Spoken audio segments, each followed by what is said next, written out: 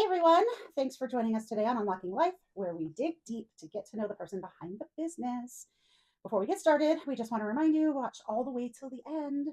We are doing a secret word contest, and you'll have the chance to win a fun gift card to somewhere local. Not sure if it's going to be a coffee shop or what, but we'll That'd be figure that good. out. Yeah. We have a whole bucket you can probably choose at this point. Exactly. Hey, I'm Echo with Life of Echo. And I'm Mindy with Relationships Unlocked. Let us introduce this morning's, or I guess this afternoon's guest, uh, Doug Herring. Welcome, Doug. Thank you you. for being Thank you. here. Thank Thanks. you.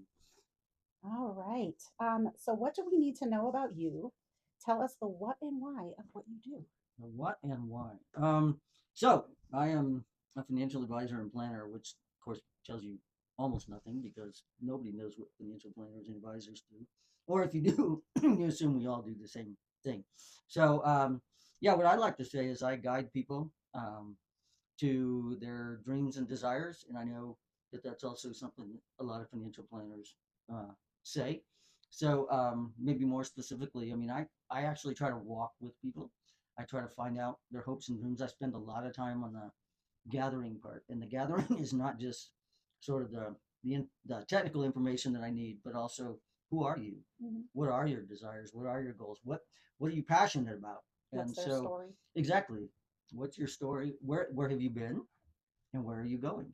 Right? Okay. And so and then that's how we develop a plan and investment allocation and that sort of thing. Very cool. Yeah, thanks. What I heard there was what's important to you is relationship building. Right. Sounds like is key. And then, right. And then it's really important that you're meeting your client where they are. Right. You're not expecting them to be who they're not. No, and it's interesting because I've had a variety of clients and client types. I've had ages all the way from, let's see, 24 through 70 ages. I've had folks that invest a little bit of money with me, and Mhm. folks that invest a lot. And so I try to make it run the gamut. I don't have a minimum like some advisors do. So, which is sort of good news, bad news for me. But it's really good for clients and it gets people started, especially those people that, they're just either just starting out or they're just Mhm. like a few steps from starting out. So for example, they've invested in their company 401k. I'll meet people and they'll say, oh yeah, I've started investing. And I was like, okay, what's your 401k invested in? You know what their answer is? I have no I idea. have to No ask. idea. Who That's right. knows? Yeah. I don't know. Yeah, so don't feel bad if that's your That's answer. right, Right? yeah. Very But common. what I got out of that was start young. Yeah. Yeah, It's not too young to Right. start planning for your future. You don't want to be 45 and go, oh crap, I have Yeah. no future plans.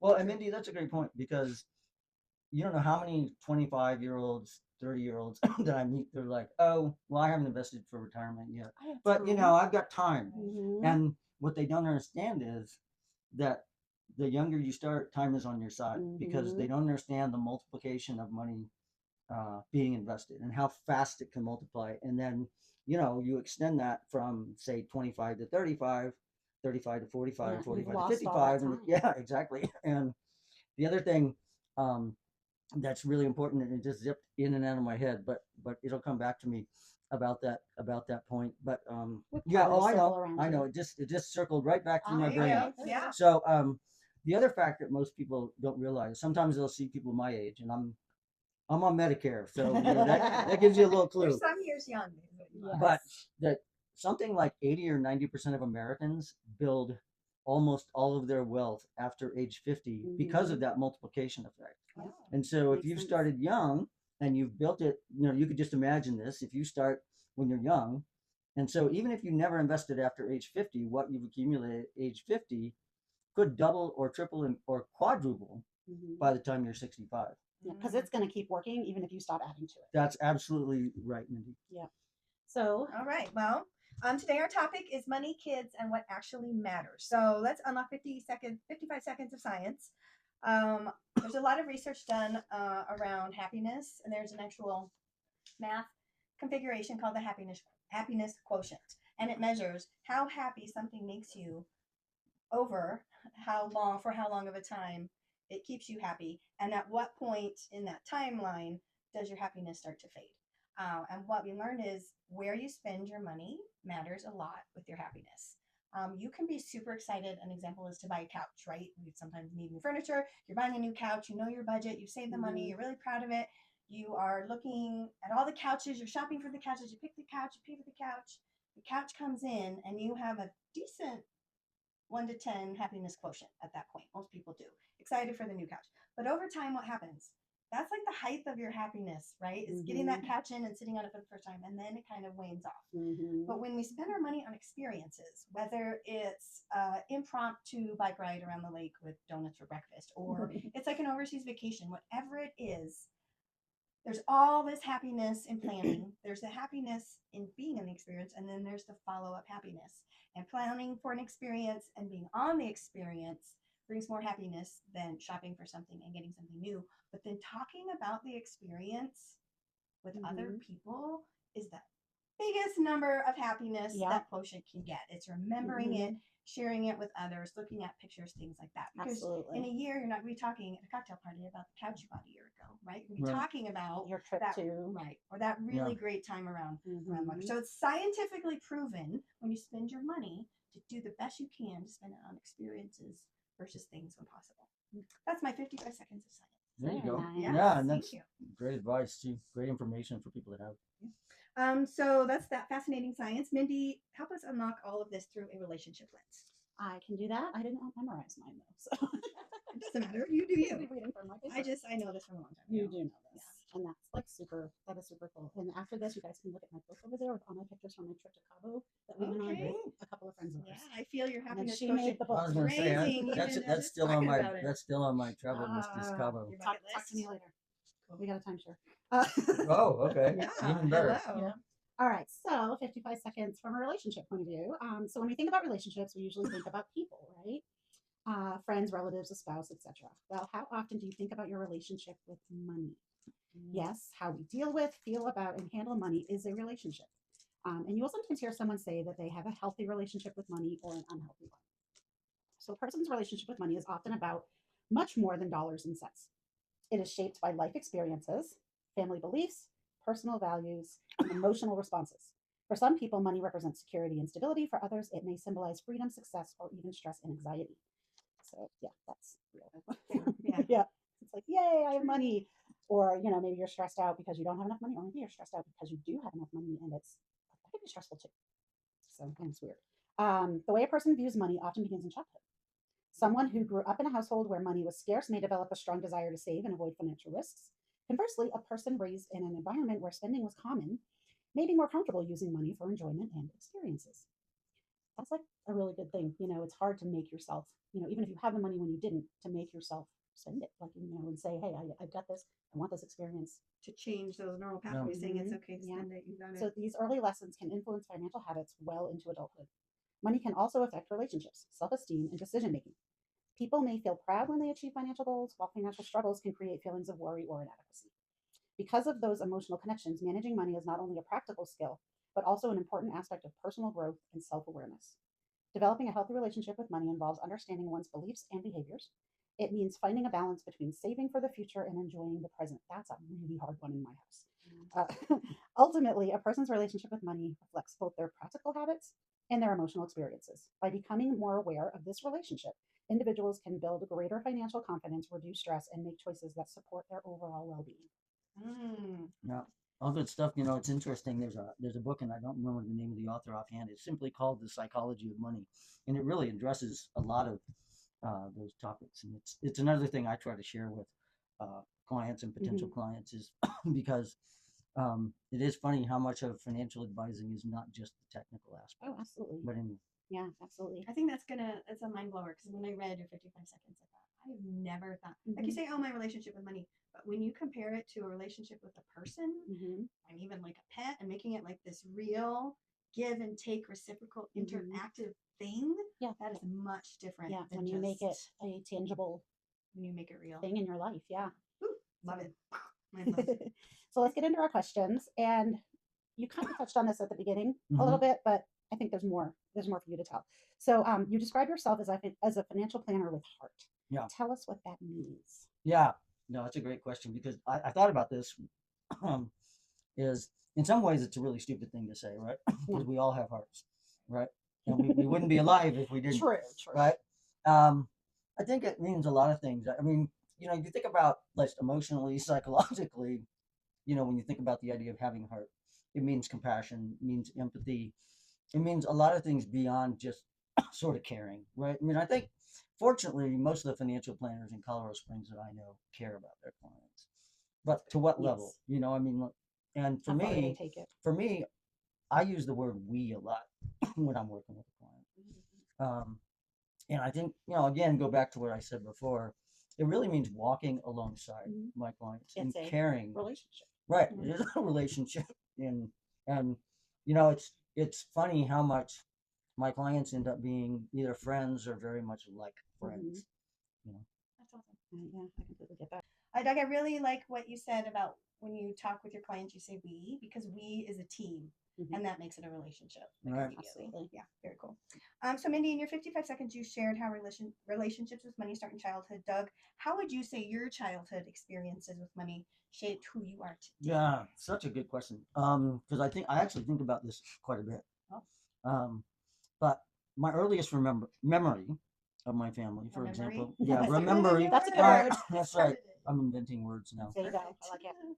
Um, is little like do you remember? Maybe they still baby food still comes in like the little jars, Yeah, you know. little tiny jars. And so my mom used to wash those out, and we would get our whatever it was. You know, this is 1965 or 66 or somewhere in there. Mhm. You know, like a nickel every week for allowance. Maybe it was a dime. I don't know. Yeah, wow, inflation. Yeah, right. And I still remember that. And two things I remember about that. One is just that we did it. You know, and my mom and dad tried to teach us about savings and watching the money grow, and even if there was no interest or anything, that you know. You're But like 1%. but Little Doug. yeah, exactly. But here's the other funny thing I remember is my brother was really good. I mean, my brother's jar, and he was younger than I was, but his jar would fill up, and I would spend my money. So, Mm. and not always on experience. Well, you know, I was 6, right? So not really on experiences. I mean, like baseball cards and stuff. Well, that can be an So experience. I guess it's sort of an experience, I mean, I especially loved when my memories you're of my playing baseball games. cards. Well, you know, it's funny. Even from back then, I remember playing games with friends with baseball Mhm. cards and Yeah. trading them. And, Oh yeah. So- I loved that it. was worth it, yeah. so yeah, I mean, I guess there's a little bit of an experience related to that. But the other thing I remember, and this goes forward a number of years, is I remember my dad sitting down with a newspaper. Remember what those things are? Mhm. And looking at mutual fund prices. Okay. And this would have been a little later, probably 72, 74. I was in my early teens, I think, maybe. And so then I learned what a mutual fund was. You know, didn't really have a good grasp on it because I didn't even really know what stocks were. Mhm. I mean, I kind of sort of knew, I guess. I forget. You know, but he's telling me, and he, you know, why he invests in them. And so yeah, I remember that. But the biggest thing I remember really is stuff I learned from just watching, because my parents were overall pretty frugal. I knew my dad was saving and investing, but I didn't know on what. Um, and you know, I would watch them. So for being frugal, what I would watch was them waiting to purchase something that they wanted. To have the So money, they would not buy it on save. credit. Like my parents never had a car loan.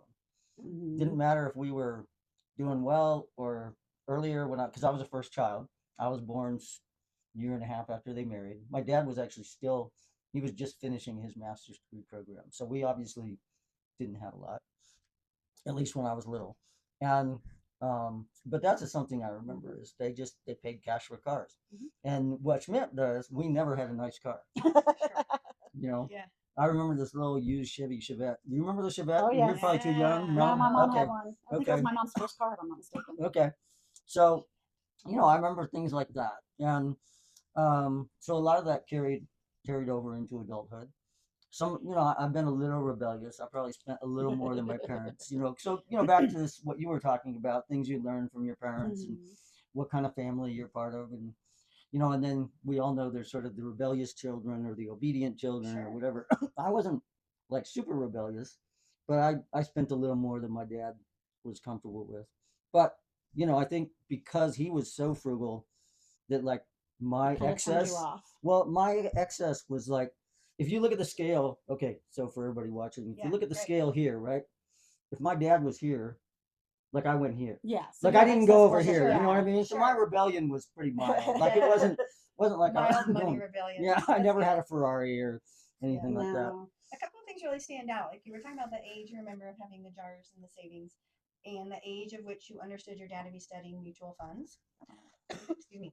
And those are really impressionable ages. Like a Mhm. lot, our brain is formed kind of before 7, and then things that we're learning at those early teen years also tend to Mhm. stick with us. So that's just an interesting looking at the Yeah, timeline of Yeah, Doug. I hadn't remember- really thought about it that way, but I yeah. remember in social studies 7th grade, we did a section on stock market, and we bought the newspaper and we invested in stocks. Oh and yeah. watched them, and yeah, it Yeah. was a whole thing. Totally. I know for me, as in my childhood, both of my parents were terrible with money, and Mhm. so I learned what not to do. Yeah. So that was my observations. Well, and in general, generations tend to do the opposite of what their parents do, Mhm. just from that rebellion Right. stage. And then the grandkids tend to be more like the grandparents because they're Mhm. revolting against what their parents did. So Yeah. Yeah. that would So make perfect sense. Well, another interesting thing, it's not directly related to money. Well, I guess it is. So my mom grew up in an orphanage. Ah. All right. My dad was an immigrant from Germany in 1948, right after the war. So he experienced rationing and you know, Depression yeah. era yeah. stuff. So Yeah. my mom, in fact, my mom, her dad had a farm, and her dad, when she went into the orphanage, her dad was still alive, her mom was still alive, but the farm, it was kind of the end of the Dust Bowl period, which probably a lot of people, if they're younger, have no clue what that is, right? Look that up, But- guys. That's what Look up Google's That's Dust for. right. Bowl. Yeah. Yeah. Yeah. Ask your history teacher Right. or whatever, or go Google it or Yeah. whatever. Ask your grand- But, grandparent, Um, grandparent. you know, so the farm went under, and so all the younger kids and the girls that couldn't work on the farm uh, grew up in the orphanage. Wow. So, you know, that's I think another. I don't think I fully realized the impact of that until I was older, but I think that's a huge piece of sort of that. Wow, Woo! It's a that's the problem with talking with your Yes. hands. Okay. no worries. I'm Italian. I get it. But yeah, I think I can't figure out how that specifically fits in, but I think, you know, if you look at the Well, overall it shaped who they umbrella, were the and shape why of they it, yeah, did right, and how they felt because they had experienced lack before, Right. right? And that's a terrible feeling.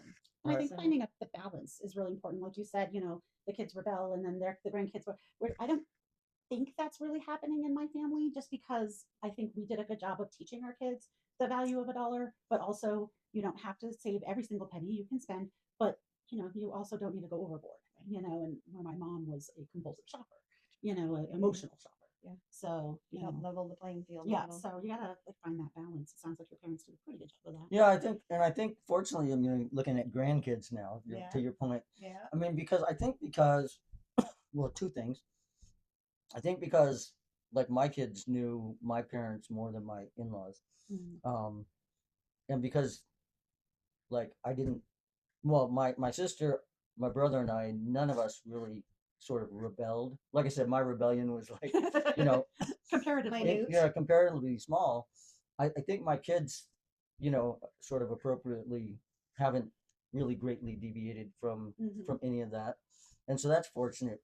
And yeah, We'll see what maybe something happens. They're growing interesting. up, right? Yeah. So we'll see what happens. Well, my daughter's already 34, 35. She'll be 35 this year. I have to think about it.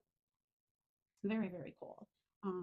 So this kind of, you know, started talking about your daughter. So Right. Perfect. we're gonna, yeah, lead right into that. So we all know that navigating relationships with your clients, and your kids can be very different. Yeah. So can you share with us any ways that the two types of relationships are similar, Similar. dealing with clients versus dealing with your kids, Similar, not different. like navigating those Yeah, relationships? because I can tell you ways they're different. Mm-hmm. Well, I mean, I think all relationships, you pay attention to that relationship, right? Mhm. I don't make decisions about how to talk to Echo by the way that you and I interact, Right. and vice versa, Mhm. right? I don't talk Yeah. to you know. I mean, I Sure. don't talk to Mindy the way I might talk to you. Sure. Sometimes I do because there are commonalities, but you're also different. So I think that's one thing we know. Like, you know, anybody that's raised kids knows you can't raise every kid the same way. Right. Mm-mm. And so I think you can't deal with every client the same way. So that's something, I mean, maybe that's something just that I've learned. No, you're that's absolutely. In terms of other similarities, one is the educational piece. I mean, I think there's certain foundational things that you have to teach, you have to confirm they understand, and, you know, hold them accountable. Mhm. So those are some key similarities that I've found. I mean, there are also differences, obviously, Of course. like the fact that kids go like, oh, well, that's dad. Yeah, I'm said not going to that. listen to him. The Yeah. response is different My, for my, sure, I right? mean, fortunately for me, I have a good relationship with my kids, so I don't get a Mhm. lot of that, especially with regard to money.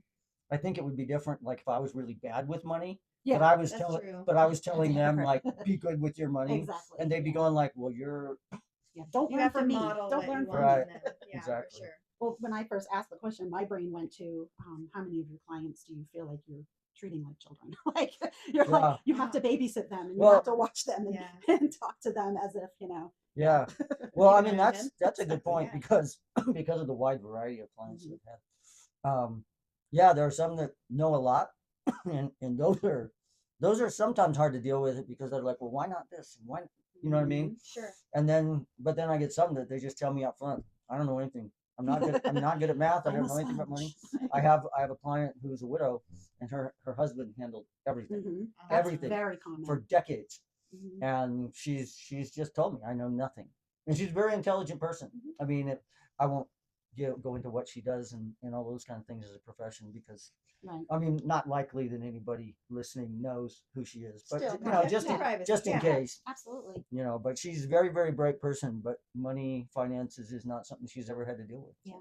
So I have a question. Have you ever had a client, and either tell us how you dealt with it or if you had to like dismiss them, who would not take feedback and direction? Because isn't that the point of working with you? Yeah, is I to- have not. is to I've get been very, very advice? fortunate. Okay. I have certainly heard.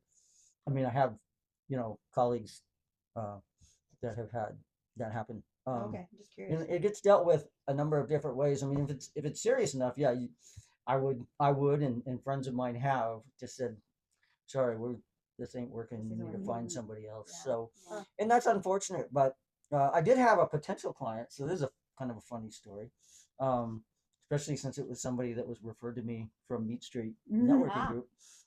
But he was interviewing me, and it quickly became apparent that what his intent was to put a small piece of his assets with me as a 6-month test. And I quickly said, well, one, that amount of money isn't really worth my while. Right. And second, I don't do tests. No. You know? You gotta trust And me. so I have had that happen. And fortunately that person didn't become a client and I didn't have to deal with Caught the it kind of before, yeah, I so caught like, yeah, I okay. preempted. Yeah. Yeah. Because Yeah. I think anybody in a helping field, I mean, Mindy, you wouldn't want to be with, somebody coming in the couple, marriage Yeah. questions Oh, that's or not going whatever. to work for us. Oh, that's not going to work for us. Yeah. Oh, you know what? This isn't going to work for me. Yeah, exactly. Yeah. Yeah, no, exactly. I recently refused a client because he wanted a money back guarantee. And I said, Mm. there's no money back guarantee. If you do this work, it's going to work. That's Mhm. the guarantee. I can't. Yeah. Yeah. I can't give you a percentage back because you decided not to. Yeah, just, Yeah. yeah, exactly. It didn't work for you. Well, that's your fault. Doug, do you want to give a big shout out to everybody about what Meat Street is? Just Oh, you sure. mentioned Since it, I so mentioned Meat Street, let's so talk Meat about Street is a networking group. We meet the fourth Wednesday of every month. We just switched 5:30 p.m. We just switched to IHOP on North Academy, and I don't remember the exact Good address. switch. That's okay. But good switch. It was Yeah. a good switch. So Nice. it's Their it's kind of waffles are interesting awesome. because There we're you we're go. meeting in the evening, and maybe It's a people haven't breakfast been to place. IHOP Yeah. recently, but most of the items on the menu are breakfast. They do Mhm. have a select dinner That's fine. menu, Breakfast for but dinner. breakfast for Mhm. dinner is. I mean, I'm a big breakfast. I think all of Mhm. us had.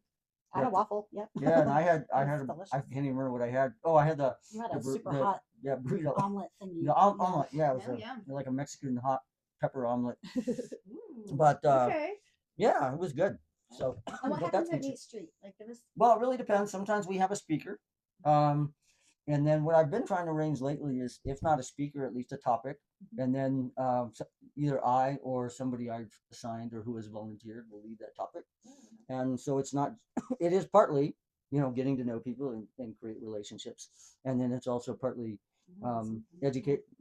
I wouldn't say educational because people think of educational as somebody sitting and like telling Yes, them what but to it think. But I is, think of but- it. I think of it as Others. education. Yeah, because you're learning something. Somebody has something valuable to share that's going to help Yeah, businesses in general. yeah. I love that. No, I think we wasn't this month, but last month we talked about sales objections and a few Mhm. specific ones and how Oh yeah, that how was to good. how to discuss those and meet those and in a way that's polite and not intentionally offensive. Even Sure. though some people are going to take Oh, offense. of And course. How do people find you? Facebook? Is Facebook? Meat Facebook Street? and it's just Meat Street. It's Okay. all all one Perfect. word. Okay, thank you. I wanted to make sure we didn't miss Meat Street. Yep. Mhm. All right, next question. What is something, Doug, that you've had to unlearn about success or money something that you used to believe was true, and now in your young years you realized. Sorry, I maybe just it's took a not. drink of water and I wanted to laugh. So I did not want that Thanks for like covering going that out my up. going Thanks. We all thank you. yeah, Yes. or out my nose, which would be even worse. But So that's why we edit. yeah, I mean, things that I think one is the whole issue of market timing. So many people, and that's a huge question I get all the time. Is this the best time to invest in the market or to invest in this stock or this mutual fund or ETF, whatever?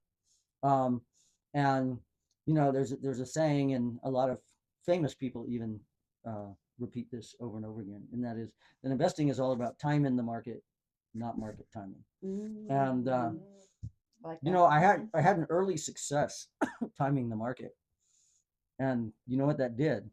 It made me think I was a genius. Ah. So I started even more aggressively trying to Mhm. time the market. Well, I found out relatively quickly that that wasn't going to work. Not And I'm a not math, every time. I'm a math geek and stuff like that. And yes, it can, you can do it, but there nobody I know has ever been able to do it consistently over time. Mhm. There are people that claim to, uh, and I haven't researched all of them, but the people that I know that claim to, normally what I found out is kind of like I did when I was younger.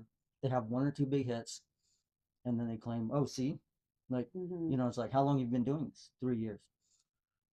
Okay, when you've been doing it 20 or 30 years, Mhm. then you come back to me and tell me Yeah. that you can time the market. Okay.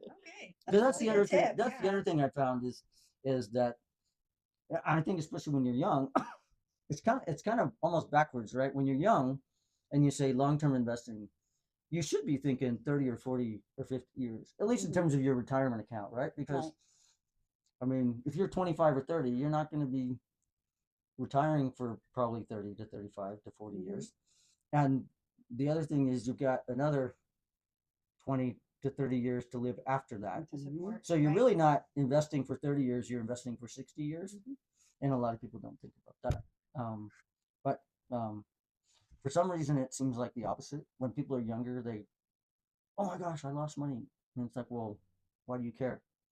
Yeah. Because that money, you're not going to use that money for another 30 years. Just hang tight. Mhm. Calm, And you haven't just- lost it because you didn't sell Right. it. And, anyway. No. So, Okay. so that's where the educational piece comes in, Sure. to really Yeah. sit Oh, people down and absolutely. calm their nerves, Mhm. become their therapist. Yeah. Yeah. Absolutely. Build that relationship. Do you need more water? All right, cool. So, and this kind of, I thought of your 55 seconds of science, looking at this question, but most people equate being rich or successful with having money. We'd love to know what your thoughts are on this. Wow. It's a question for a therapist or something. I don't know. That's Although, why like I we're said, digging although in like deep like today. I, Ultimately, I, digging deep. I was going to say, although like I said, a lot of times I have to play therapist, right? Mhm. One of the things that I've had to learn. So you talk about mistakes I made. So we'll go back to the other questions. Things I had to unlearn Mhm. is investing isn't just about making as much money as you possibly can. Mhm. It's making the amount of money that You you need. need to fit with your lifestyle and the things that you want for your goals. Yep. And for Ding, for ding, good or yeah. bad, probably usually bad, there are still some people that want to make as much money as possible. Right. But usually what I found is for those people, uh, they don't really have a grasp on what they want out of life. And that's why all they crave is Yeah. more and more money. To make sure they have enough for when they decide. Well, or it's like it's a competition. Mm. And like, I'm just going to make more money. Like, almost like, the people that like, they buy big fancy cars, not because they really even care about the big fancy car, but just so they can show it off, Mhm. Right. Oh, yeah. And so I find, fortunately, that's a pretty small percentage of people. But yeah, so I think on that question, I think the way money fits into rich and Mhm. successful is part of a bag. Part of, like, if you think of recipe, right? And you're baking a cake, if you put in too much baking powder or whatever, all of a sudden, your cake is rising all over the place, and it's like, or I think of like when somebody puts too much baking soda into something and you could taste it, like Mhm. you're like, that's just wrong. And so I think, uh, and then like I said, I'm old, at least older than you are, and probably most people listening is. I think the thing I've learned even personally over time, because I will admit I probably get more pleasure in having money than I should. But Who says? Yeah. well, I do. I should have called. This is about that. Well, Kelly. yeah. I do. Okay. But my point is, Yeah. I think matters. success really, and I think you really see this in people who have enough, but they have a great family, they have great friendships, they have great hobbies, and you can tell that they don't need anything else. I met a guy the other day, actually, and just coincidentally, not a client.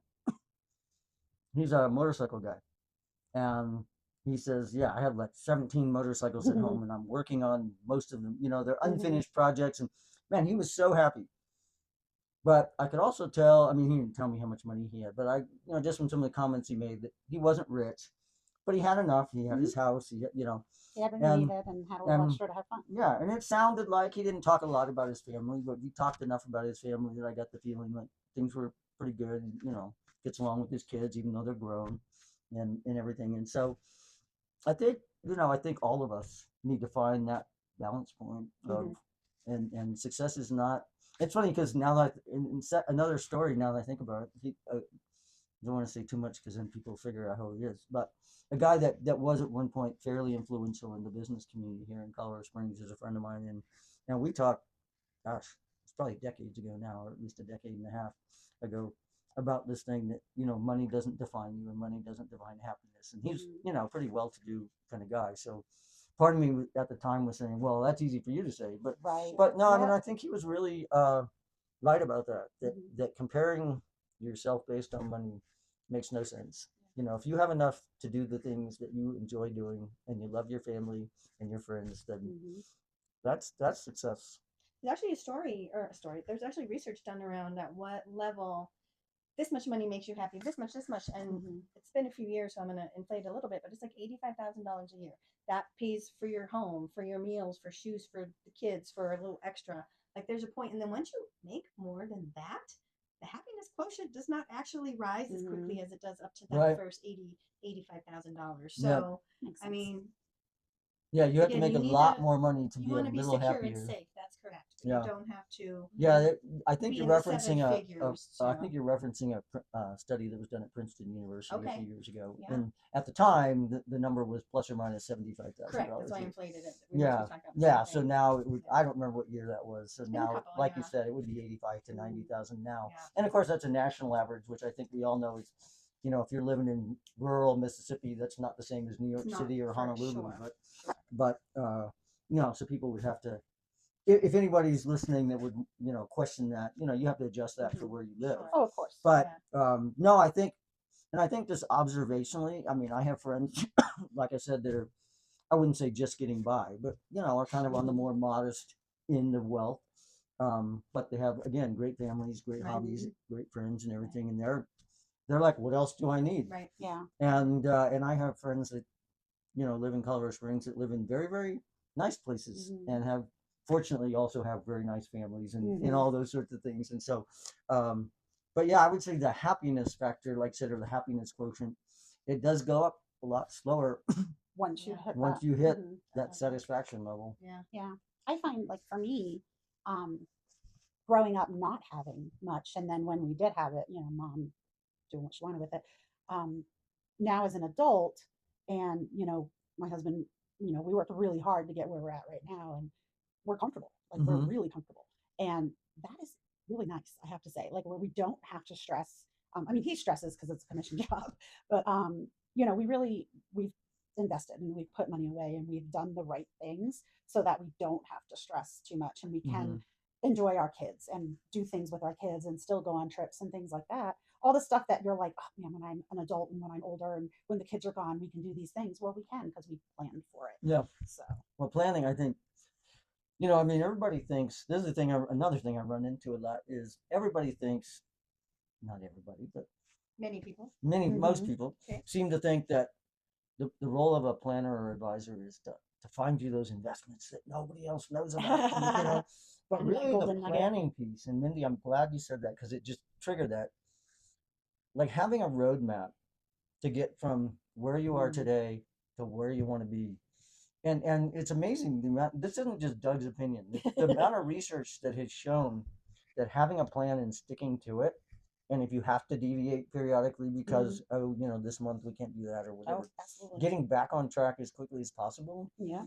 that is the key to financial success in the long run. As long as we're defining success the way we've define Right. it. And Is- you said that they're financial success. There's Right. a difference, you know. Sure. So, But I mean, defining success the way that we have, mm, like, just using your example, being comfortable, being able to do a few extra Mhm. things, maybe not everything. My Right. wife and I always joke, we have all the money that we need to do the things we want to do. No, that's good. That And the sounds good great. news is, we don't want to do all those crazy things. Exactly. We don't want to own a yacht. We don't Right. want to own a Mhm. helicopter. Totally. We don't want to. You have enough you money know, to own a helicopter? That's so cool. No, we don't. Well, I probably do. I don't know what a helicopter costs these days. I haven't looked Right. into it because that's not something I want. Exactly. But I mean, so we talk, especially when we kind of compare ourselves to some of our wealthier friends. We're like, okay, we can't do what they do, but we can do everything that we want to do, Exactly. and it really helps us ground ourselves as Mhm. well. Sure. And I think that going back to the psychology of money, it's so important to understand your relationship with money. I mean, like your Absolutely. 55 Yeah. seconds. Well, and you have to understand your relationship with money, and as a partner, like if you have a spouse, you also need to understand their relationship with money, and then you need to Yeah. understand your relationship with each other, and then how you together feel about money. Yeah. Because money is really a big roadblock in a lot of relationships, but it doesn't have to be if you just think it through. That's a great and you point. talk I'm about glad it. you're talking to people about Yeah, that that because is good. I have been fortunate not to deal with a couple that had issues with that. Okay, good. But I have helped a fellow advisor with a couple Mm, that had not huge issues like you're talking about, but at least some issues, and it is very interesting. Mhm. Like in my wife and my case, it's really funny because her parents, one of them came from a lot of money, and the other one came from essentially mhm. poverty. And so, of course, they had to come together when they got Mhm. married and figure that all out. But then it turns out my wife is more frugal than I am. So we're not, bumping heads. We're Right. not that different. But Mhm. in some ways, I'm lucky because I know this is stereotyping, but the stereotype, especially since you deal with couples and relationships. But, the stereotype is the man is the, Breadwinner, stoic yeah. breadwinner, non-spender, budgeter, Mhm. and the woman is always up buying new shoes, Yeah, right? got That's the the credit, stereotype. got the credit card. Sure. Yeah. In our relationship, it's Little the opposite. Yeah. I bet I have more pair of shoes than my wife does. Is that hilarious? That is funny. I love mean, that. but so we've been fortunate in that regard. Mhm. I mean, not that she's ever really gotten on me because again, not I'm not the rebellious like, oh, I'm gonna buy Sure. whatever. And the bottom line that I'm hearing here is compromise. Right. So, like my husband and I, we both came from very similar backgrounds. We're both quite frugal, actually. However, he is a planner. He wants Oh, to put no. away everything for the future. Or I'm like, well, we got to live now too. We got to do some stuff. That's fun. Mhm. Or I'm going nuts. So, Yeah, it's a good sometimes balance, we it got to buy sounds the new like. couch. Yeah. Sometimes we want to take the kids on a trip or, whatever it is, or just go on our own, just for a weekend. So, yeah, it's finding the balance and compromising. So, he compromises a lot more than I think I do, which, is thank God, for him. So, So really, Yeah. it's about defining success, right, for every person, and then Mhm. compromising on what that might look like. exactly. Nice. Cool. And one thing on that, and it's not so much about the compromising, but the thing you said about living now versus later, Mhm. because I have since the time I was probably 18 started my retirement planning, and this was back in the days before any kind of Mhm. software thing, right? There weren't even Excel spreadsheets. I mean, there were no PCs. Mhm. Imagine that. I am old, but um, but I will say there was a period of time, probably too long of a period of time, where we were too frugal.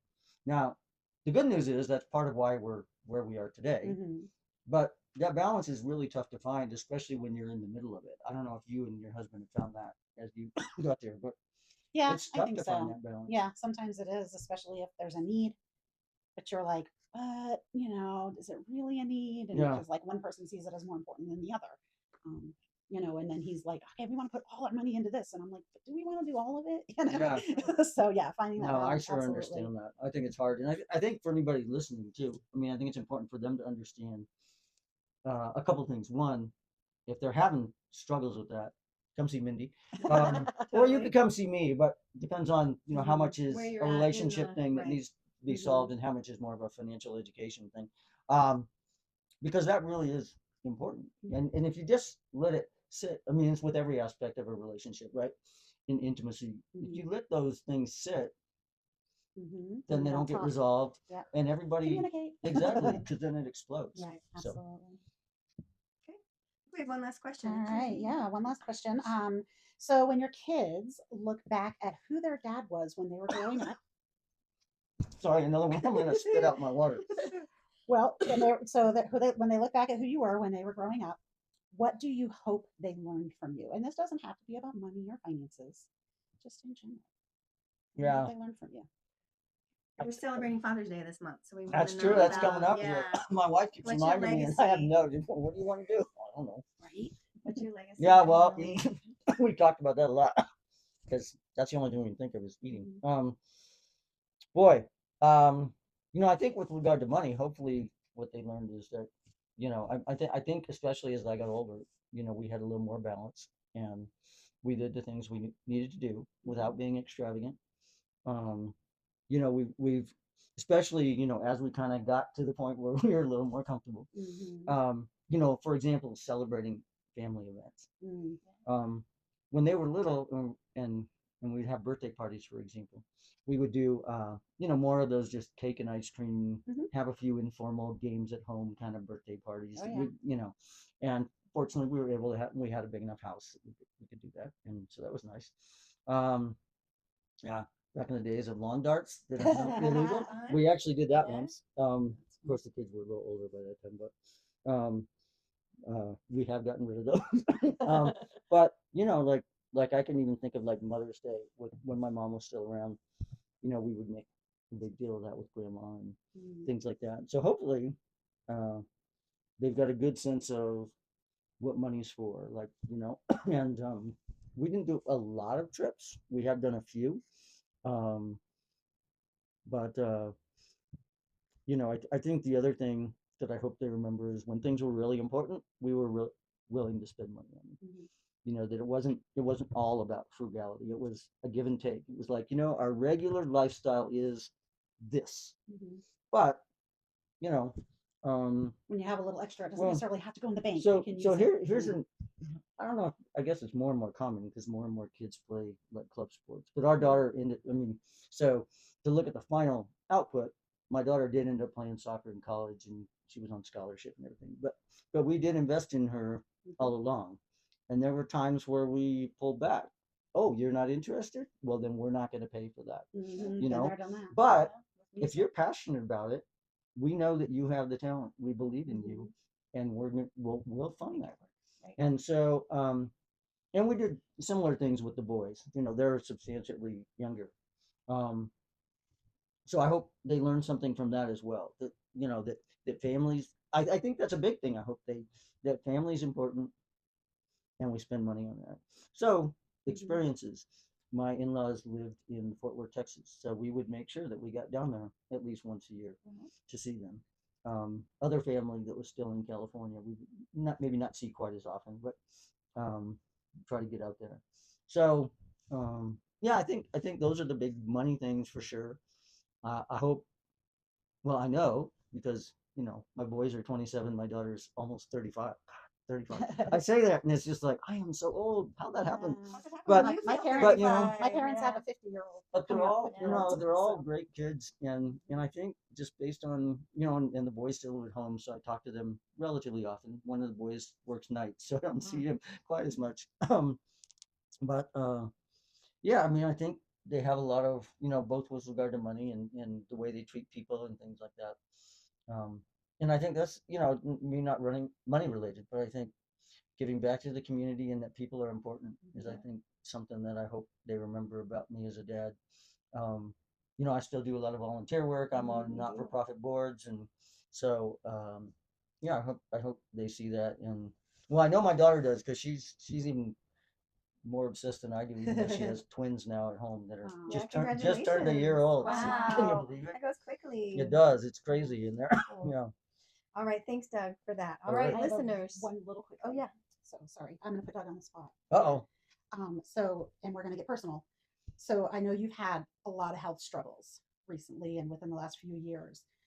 I would like to think that your kids learned strength and how to be strong and how to be persevere and live your life despite these struggles. Yeah, I hope so too. You know, I've tried not to make it a point and so hopefully they learn Mhm. from the fact that I'm not. Yeah. You don't Made let it a you point, didn't let like, it overtake you. Yeah, and I'm not going to say I don't have moments. I'm probably not. I'm Sure. probably not allowed to use You're f bombs, human. but you know, I can I believe don't it if you very want to say often. it. I don't very often say f cancer, but I think it's sometimes I appropriate do. here. Say it, And Doug. fuck cancer. Fuck Yeah. cancer. There you go. So you know, having gone through 2 different cancers and really some moments that have not been a lot of Intense fun, moments. you know, and um, you know, in a lot of ways. I mean, just in all the But you gory still show up details. and you still, you know. Yeah, no. So I hope they learn that there's a certain Mhm. element of life that I tell people all the time. I had a friend, good friend, longtime friend, the other day that said, "Doug, if this all happened to me, I would be angry." Mm. And I said, "What's the point?" What's good second Jam? Mm. Yeah. You know, because that doesn't help them. We all have stuff going on in our lives. I think the big point that I hope they learn is one, like you said, Mindy, to be strong in the face of whatever you face, because you don't get a choice a lot of the time, Mhm. right? I mean, nobody came and said, "Hey, Doug, you want cancer?" Right. Sure. Right? I mean, it just Right. you know, went to the doctor and they said, "Hey, Bye, guess Doug. what?" Yeah. You know, You're gonna accept it, or are you gonna that's right. become a victim So, to it? Yeah. and I wouldn't say I'm a complete stoic, but I think there's a lot of value in studying the Stoics and what they thought about life, and just the ability to be strong, Mhm. to be as even keeled as possible. Like you said, we are human, and so we're going to have those moments where well, I had a PET scan on Tuesday, and theoretically it's all clear, right? Because it's my 3 months post-operative PET scan, Mhm. so there shouldn't be anything on it. But what if there is, Mhm. right? And so there's an element that bothered, especially even going into it, Oh, you yeah, know. sure. And I haven't got the results yet, so Yeah, because it's the what if. so there you should know, be you don't know. results today. But Keep us posted. yeah, so It sounds like you've stayed pretty mentally fit, actually, back to my world. Like, yeah, the more Exactly. you think positive, and you can worry for 10 days about the results, or you can say, you know what, I'm going to save the energy of that worry in right, case I need it. Because yeah. it's going to exhaust you between now and then. If you, Well, I think you with my don't. first cancer, may seem odd, but it probably tell you something about me. I took like 4 books into the hospital about cancer and how to survive cancer and stuff like that. And of course, one of the things was to keep a positive Yeah, attitude. and don't read books about cancer. Meditate. Right. So Worrying or so I really tried to keep that with me, Mhm. to remain positive. Yes, worry is going to creep in, Mhm. anger is going to creep in, and so I think my kids have seen, of course, they've seen, other than my wife, my kids have seen more than probably anybody else of Right. who I am in those moments, they know especially. you Still best. love you. So yeah, I know mean, you it's best. amazing, isn't it? Right? So yeah, I mean, I think that's what I hope they've learned. Awesome. Good follow-up question. Yeah. Okay, don't be. Listeners, let us know. How do you feel about money, kids, and what actually matters? Comment below because we'd love to hear what you have to say. All right. So we have time for one more thing. Oh, we do. Uh-oh. We do. So before we wrap up, the hat question. Oh, the hat question. So this is where You we warned have, me about this. Yeah, we have you pull a random question out of our hat. This question will either be about relationships or happiness. So echo or no, you are losing Yep. my mind here. Sorry. Has it Saying been her lost, parts. or are you losing it right now? Oh my gosh, it's It's you hard. know I turned 50 this month and it is just 50 the is struggle young. is real, man. The struggle is real. Okay, Doug, you pick a question and you're going to answer it, and then we're going to answer it. And it's just, Yeah, so unless you hold put up us the on the no-no spots, sign, too. then we will pause and discuss. Okay. Oh, That's hard when it's it's upside upside down. down. Well, You can't read it now. It's upside down. okay, that question. Has your definition of happiness changed over time? How and why? Oh, happiness question. That's a good one for you, based on like all that we just I talked know. about. Ooh, a great question. That's a great call. It's a hard question. You know? I mean, I think the answer is yes. And I think part of that's maturity. Yeah. Part of that's, as you said, dealing with everything I've dealt with. But definition, how and why. That's the harder part. I think,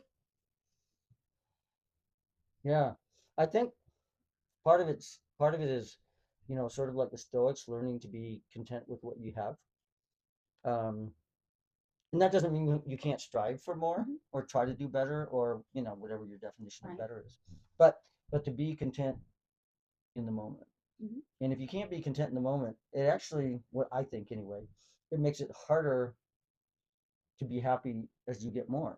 Mhm. Because If you're not happy with this, right, you're not gonna be happy. I'll with be exactly. happy when, fill in the blank. Yeah, When is exactly. when. No, exactly. But, Yeah. you know, when is when exactly. So I think that's something I've learned over time. Unfortunately, I think it probably took me 60 years of life to figure that out. So you two are fortunate. Better late than You've never. learned it. Yeah, I know. you know, and excuse me. Yeah, I thought I was there. Um, How about you, Mindy?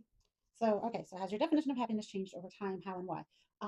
I would say absolutely, because, growing up, especially growing up poor, you see your friends that have money and, you think that means they're happy. It's kind of an automatic thought. Like, you don't, I didn't sit there and go, I wonder if they're happy. It's just an automatic thought, and then growing up and realizing, and maturing and all of that, there's so much more to happiness and there's so much more to life than having money. Unfortunately, a big part of my life revolved around it because we didn't have it and we went without and things like that. Bills didn't get paid and whatnot. So, yeah, I think for me, just learning that there's so many more things out there that make you happy, or that can make you happy, but you have to want. You have to want it. You can't just. It's not going to fall into your lap. You have to. Sometimes you have to make an effort. You have to try. You can't just sit there and be the victim, like you said. Yep. My definition of happiness has definitely changed just because, to both of your points, I didn't know what would make me happy sometimes until I tried something and I'm like, holy moly, this is really cool. And reversely, sometimes you have to do things and you're like, ooh, this is making me unhappy. So we had to pivot. So, right, it's just that exploration of life. So, I have lots of hows and whys of that happiness path, if you will, and we don't have to get into all the And if you details, want to but- know more, contact Echo with That's Life right. of Echo because Yes. this is what she does, the science behind happiness. yeah, And just you another can- second. You made me think of something. Yeah. So happiness. Couple things that I think, and I think some of these I learned a while back, but it takes little while for them to sort of, like a good Yeah. stew, to really taste Mhm. good. You got to put it in the crock pot and let it sit for hours. But Mhm. um, no, Talking a lot yeah, about food today. no, sorry, I like food. But so one main thing, I think, how do I say this succinctly? Like knowing that you are trying to be a good person, Mhm. that makes me happy. Not that I necessarily attain perfection in it, Sure.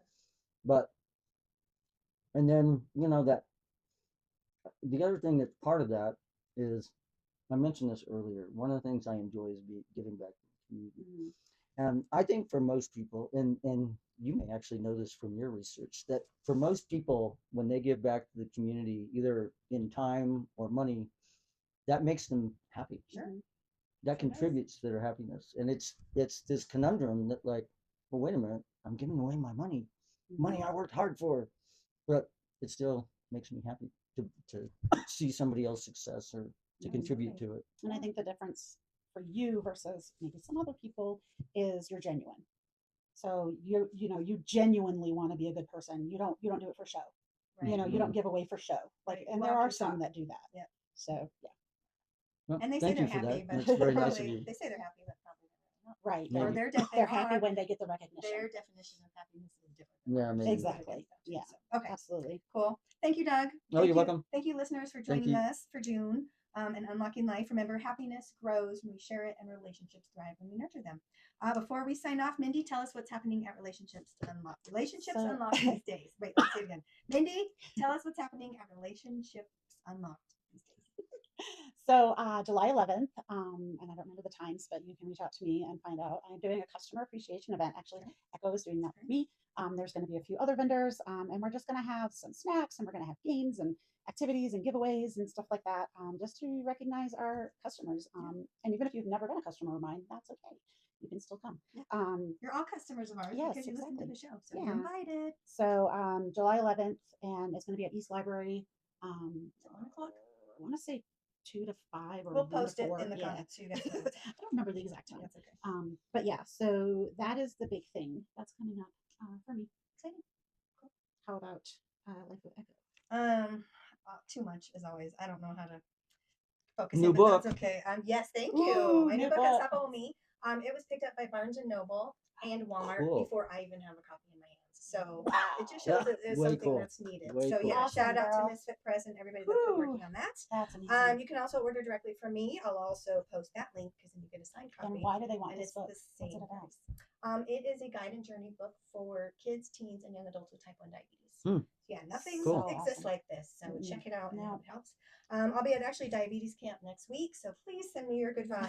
It's a lot of fun, and it's a lot of energy, and I'll come back a whole different person. We can't wait for that. And then as of yesterday, I'm starting a radio show. Oh my. Really It's going to cool. be one night per month because that's my commitment. It's Mhm. called Echo Under the Covers.